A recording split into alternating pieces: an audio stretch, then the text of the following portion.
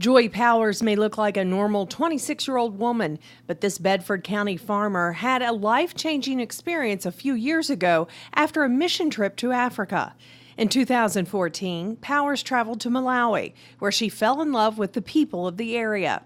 When she returned to Virginia, she received an email in early 2015 that let her know the country she fell in love with was in dire need for help following a devastating flood that ravished the country.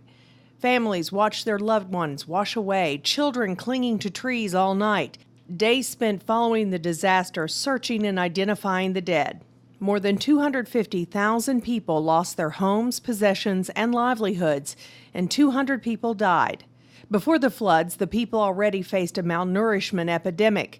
Now they were quickly facing starvation.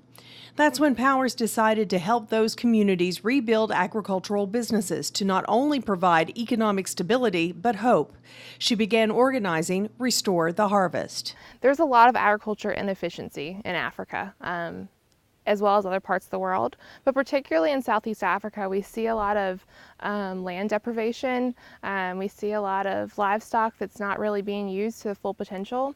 So our goal is to restore what's already there, but also at the same time restore the people. Soon Powers and others concerned with the conditions in Malawi were working together to ensure families there and around the world would have a better life.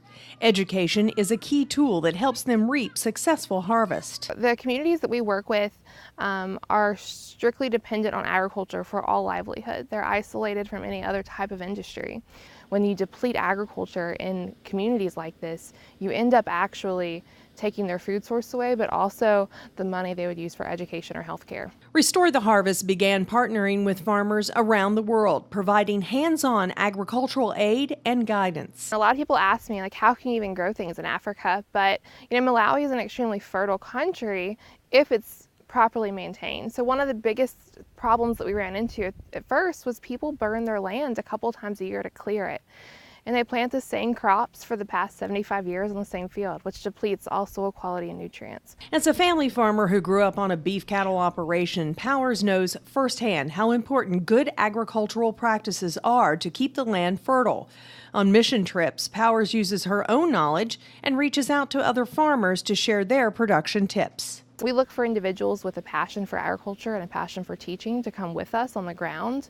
And then if someone doesn't feel like that's the appropriate thing for them, they can always sponsor a specific project. For example, we had a family purchase a farm in Malawi that ends up now employing 30 to 40 people who didn't have a source of income before. You don't have to be a farmer to help with Restore the Harvest efforts in Malawi. Powers says outreach programs in Virginia have helped with donations. We also do outreach programs with churches and civic groups, so we come in and we share. We do programs like hunger banquets, so we'll actually prepare meals from you from Malawi so you can get kind of a more understanding of not only the situation on the ground, but the food these people have and what that's like. The nonprofit organization began in 2017, employed about 40 seasonal workers and a director of operations in Malawi. Here in the U.S., Powers and a team of 10 volunteers coordinate the charity's efforts. To learn more about Restore the Harvest and how you can help, go to restoretheharvest.squarespace.com.